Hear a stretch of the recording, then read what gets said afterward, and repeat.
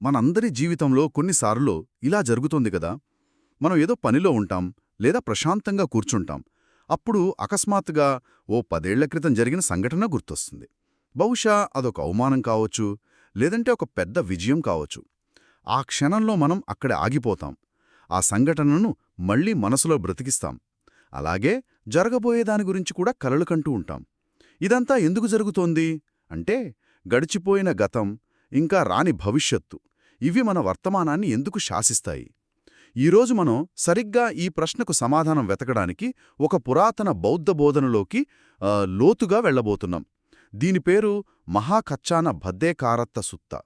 పేరు కొంచెం కష్టంగా అనిపించినా దీనిలోని సారం మనందరికీ చాలా దగ్గరగా ఉంటుంది. అవును, ఇది చాలా సరైన సమయంలో మనం చర్చిస్తున్న విషయం. ఎందుకంటే ఈరోజు మన చుట్టూ ఉన్న ప్రపంచం మన ఏకాగ్రతను నిరంతరం లాగేస్తూ ఉంటుంది. గతం గురించిన జ్ఞాపకాలు, భవిష్యత్తు గురించిన ఆందోళనలు సోషల్ మీడియా ద్వారా, నిరంతర వార్తల ద్వారా మనపై దాడి చేస్తూనే ఉంటాయి కదా. అయితే ఈ సమస్య వేల సంవత్సరాల క్రితమే గుర్తించబడింది.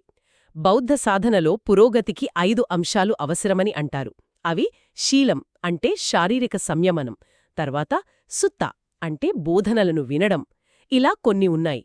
మనం ఇప్పుడు చేస్తున్నది ఈ సుత అనే ప్రక్రియ అన్నమాట. ఒక లోతైన బోధనను విని దాన్ని మన జీవితానికి ఎలా అన్వయించుకోవాలో అర్థం చేసుకోవడానికి ప్రయత్నిస్తున్నాం. ఈ సుత్తం వెనక ఒక ఆసక్తికరమైన కథ ఉందని అంటారు కదా, అదేంటో కొంచెం చెప్తారా? అది మన చర్చకు ఒక మంచి ప్రారంభాన్ని ఇస్తుంది. తప్పకుండా. కథ చాలా నాటకీయంగా మొదలవుతుంది. సమిద్ధి అని ఒక యువ భిక్షువు వేకువజామున ఇంకా చీకటిగా ఉన్నప్పుడే ఒక వేడినీటి బుగ్గలో స్నానం చేయడానికి వెళ్తారు. స్నానం ముగించి ఒడ్డున నిలబడి ఒళ్ళు ఆరబెట్టుకుంటున్నారు. ఆ నిశ్శబ్ద సమయంలో హఠాత్తుగా ఆ ప్రదేశమంతా ఒక వెండి వెన్నెలలాంటి కాంతితో నిండిపోతుంది. కళ్ళు తెర్చి చూసేసరికి ఆయన ముందొక దేవత ప్రత్యక్షమవుతుంది. ఓ, అంటే ఒక అతీంద్రియ శక్తితో సంభాషణ అన్నమాట. చాలా ఆసక్తికరంగా ఉంది. మరి ఆ దేవతేమడిగింది? ఆ దేవత సమిద్ధిని ఒక విచిత్రమైన ప్రశ్న అడుగుతారు, దాదాపు ఒక పద్యంలాగా. భిక్షువా, ఒకే ఒక అద్భుతమైన రాత్రి అంటే ఏమిటో నీకు తెలుసా? దాని సారాంశం, దాని వివరణ నీకు తెలుసా అని. దానికి సమిద్ధి చాలా నిజాయితీగా, దేవతా, నాకు తెలియదు, మరి నీకైనా తెలుసా అని అడుగుతారు. ఆశ్చర్యంగా ఆ దేవతకు కూడా సమాధానం తెలియదు. కాని ఆమెలా అంటారు, భిక్షువా, ఇది చాలా ముఖ్యమైన బోధన, ఇది పవిత్ర జీవితానికి పునాదిలాంటిది, నువ్వు దీని గురించి తప్పకుండా నేర్చుకోవాలి, ఆచరించాలి అని చెప్పి మాయమైపోతుంది. అంటే ప్రశ్న అడిగిన దేవతకే సమాధానం తెలియదన్నమాట. కాని దాని ప్రాముఖ్యతను మాత్రం చెప్పి వెళ్ళిపోయింది. ఇక్కడ్నుండే అసలు కథ మొదలైనట్టుంది. ఖచ్చితంగా. సమిద్ధికి ఆ ప్రశ్న మనసులో నాటుకుపోతుంది. ఆయన నేరుగా బుద్ధుని దగ్గరకు వెళ్లి జరిగినదంతా వివరిస్తారు. బుద్ధుడు ప్రశాంతంగా విని సమాధానంగా కేవలం 4 పద్యాలు చెబుతారు. అంతే. అంతేనా? అంతే.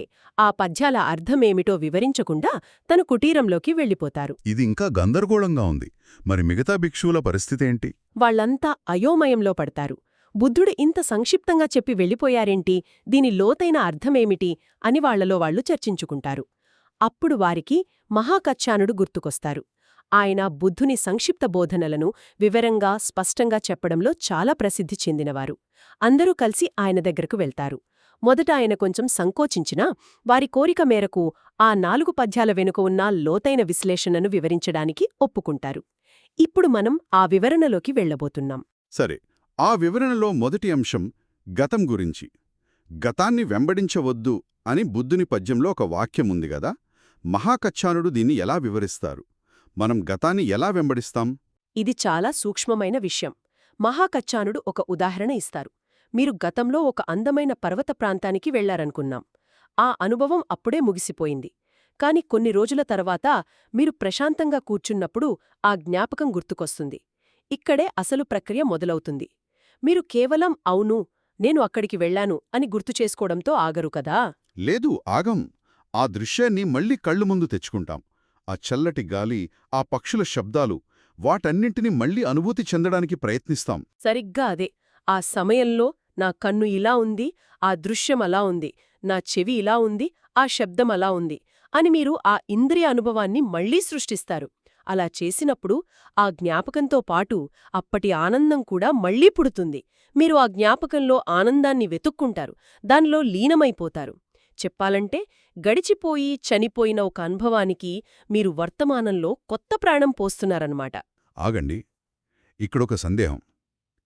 కేవలం ఒక మంచి జ్ఞాపకాన్ని తలుచుకుంటే తప్పేంటి? అది మనకు సంతోషాన్నిస్తుంది కదా. దీనివల్ల కర్మ ఎలా ఏర్పడుతుంది?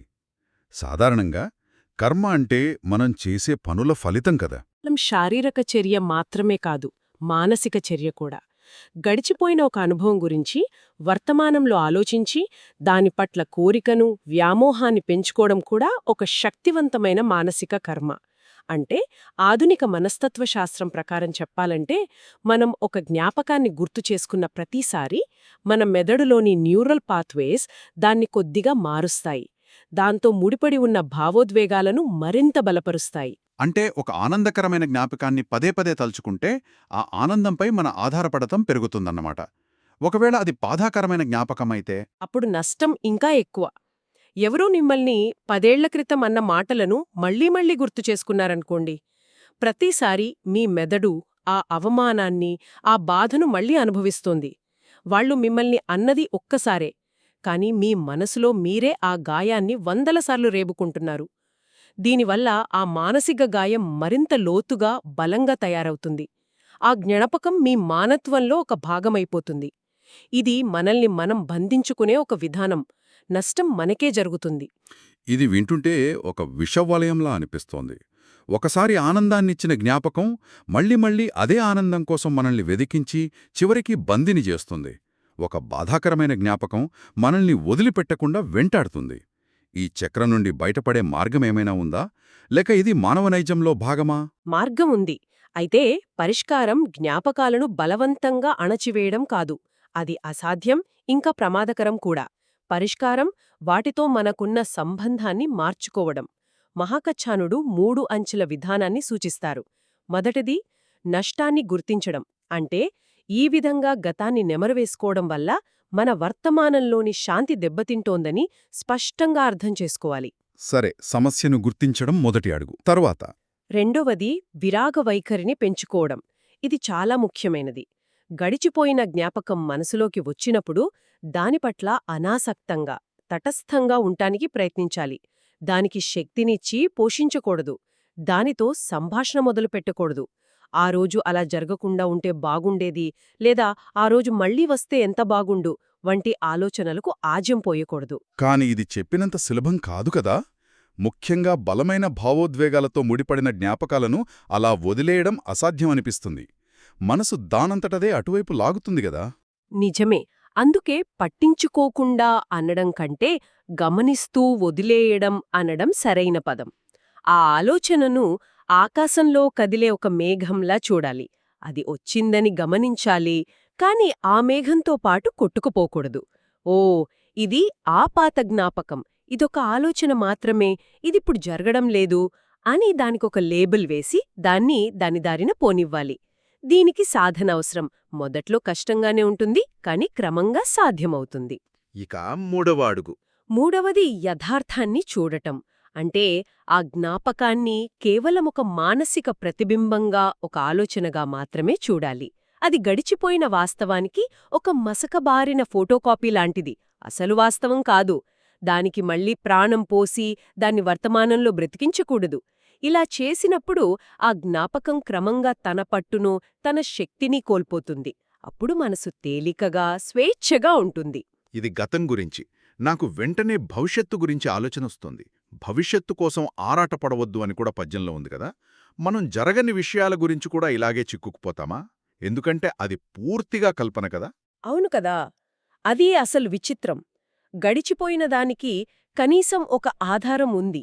అది ఒకప్పుడు జరిగింది. కాని భవిష్యత్తు, అది మన బుర్రలో పుట్టిన కథ మాత్రమే. అయినా దాని గురించి ఎంత ఆందోళన, ఎంత ఆరాటం.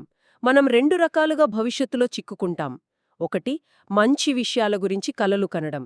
నాకు ఆ ఉద్యోగం వస్తే నా జీవితం మారిపోతుంది, నేను ఆ కారు కొంటే అందరూ నన్ను గౌరవిస్తారు, ఇలా ఊహించుకుంటాం. ఈ కూడా ఒక ఉచ్చు ఎలా అవుతుంది? భవిష్యత్తు గురించి ఆశతో ఉండటం మంచిదే కదా. అది మనకు ప్రేరణిస్తుంది. అన్ని వర్తమానంలో అనుభవించడానికి ప్రయత్నించడం వేరు. ఇలా చేయడం వల్ల మన సంతోషాన్ని భవిష్యత్తులోని ఒక షరతుకు ముడిపెడుతున్నాం. అది జరిగితేనే నేను సంతోషంగా ఉంటాను అనే ఒక బంధనాన్ని సృష్టించుకుంటున్నాం. ఒకవేళ అది జరగకపోతే తీవ్రమైన నిరాశకు గురవుతాం. జరిగినా ఆ సంతోషం మనం ఊహించినంత గొప్పగా ఉండకపోవచ్చు. అంటే వర్తమానాన్ని ఒక కల్పిత భవిష్యత్తు కోసం త్యాగం చేస్తున్నాం. రెండవ రకం భవిష్యత్తు బహుశా ఆందోళన అనుకుంటా. చెడు జరుగుతుందని ఊహించుకోవడం. నా ఉద్యోగం పోతే వంటి ఆలోచనలు.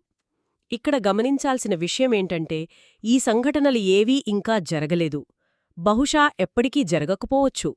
కాని వాటి గురించి ఆలోచిస్తూ వర్తమానంలోనే ఆ భయాన్ని, ఆందోళనను, ఒత్తిడిని అనుభవిస్తున్నాం. జరగని దాని గురించి ఆలోచిస్తూ ఇప్పుడే కొత్త మానసిక కర్మను సృష్టించుకుంటున్నాం. ఇది కూడా మన స్వేచ్ఛను హరించే ఒక మార్గమే. కాబట్టి ఈ సూత్రం నుండి మనం నేర్చుకోవాల్సిన ముఖ్య విషయం ఏమిటంటే సమస్య గతం లేదా భవిష్యత్తు కాదు. సమస్య ఆ రెండింటి గురించిన ఆలోచనలతో మనం ఈ క్షణంలో ఎలా స్పందిస్తున్నామనే దానిపై ఉంది. ఆ ఆలోచనలను పట్టుకుని వాటికి ప్రాణం పోయడమే అసలు సమస్య. సరిగ్గా చెప్పారు. మన మానసిక స్వేచ్ఛ అనేది పూర్తిగా వర్తమానంలో ఉంది. గతం యొక్క జ్ఞాపకం వచ్చినప్పుడు దాన్ని కేవలం ఒక జ్ఞాపకంగా చూసి వదిలేయడం. భవిష్యత్తు గురించిన ఆలోచన వచ్చినప్పుడు దాన్ని కేవలం ఒక ఊహగా గుర్తించి మళ్లీ వర్తమానంలోకి మనసును తీసుకురావడం. ఇదే అసలు సాధన. ఇలా చేసినప్పుడు మనసు గతం, భవిష్యత్తుల నీడల నుండి బయటపడుతుంది. అప్పుడు ఆ దేవత అడిగిన ఒకే ఒక అద్భుతమైన రాత్రి అంటే ఏమిటో మనకు అనుభవంలోకి వస్తుంది. అంటే ప్రతి క్షణాన్ని దాని సహజ రూపంలో పాత బరువులు మొయ్యకుండా, కొత్త ఆశలతో నింపుకోకుండా అనుభవించడమే ఆ అద్భుతమంటారా? అవును.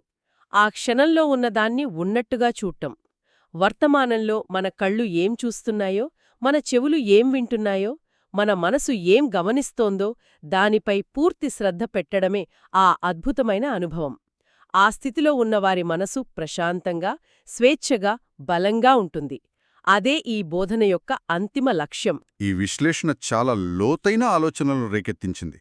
గతాన్ని నెమరు వేసుకోవడం, భవిష్యత్తు గురించి కలలు కనమో అనేవి మనకు ఎంత సహజంగా అనిపించినా అవి మనని ఎలా బంధిస్తాయో స్పష్టంగా అర్థమైంది. అవును. ఈ చర్చ మనల్ని ఒక ముఖ్యమైన, ఆచరణాత్మకమైన ఆలోచనతో వదిలివేస్తుంది. ఈ బోధనంతా బాగుంది. కాని దీన్ని నిజ జీవితంలో ఎలా ఆచరించాలి? మనల్ని మనం వేసుకోవాల్సిన ప్రశ్న ఇది. మన దైనందిన జీవితంలో మనల్ని పదే పదే వెంటాడే ఒక జ్ఞాపకం ఏదైనా ఉందా? అదొక పాత గొడవ కావచ్చు, ఒక కోల్పోయిన అవకాశం కావచ్చు, లేదా ఒక మధురమైన జ్ఞాపకం కావచ్చు. ఆ జ్ఞాపకానికి శక్తినివ్వడం ఆపడానికి ఈ క్షణం నుండే మనం తీసుకోగల అతి చిన్న మొదటి అడుగు ఏమిటి? బహుశా ఆ ఆలోచన వచ్చినప్పుడు దాన్ని గమనించి ఒక లోతైన శ్వాస తీసుకొని ఇది గతం, వర్తమానం కాదు అని మనకు మనం గుర్తు చేసుకోవడమే ఆ మొదటి అడుగు కావచ్చు.